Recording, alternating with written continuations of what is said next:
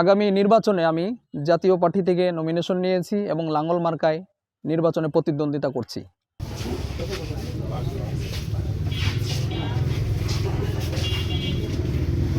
তো আমি বিভিন্ন জায়গায় নির্বাচনী প্রচারণায় গিয়ে বিভিন্ন গালাগালি এবং বিভিন্ন হুমকি ধমকির সম্মুখীন হচ্ছি।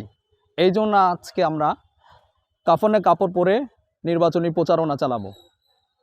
সাথে সাথে আমি নির্বাচন কমিশনকে উদাত্ত আহ্বান জানাবো, আপনারা জানেন যে সুষ্ঠু এবং অবাধ যদি নির্বাচনী পরিবেশ না হয় তাহলে কিন্তু আমরা নির্বাচনে অংশগ্রহণ করতে পারবো না এবং আমরা প্রচারণাও চালাতে পারবো না।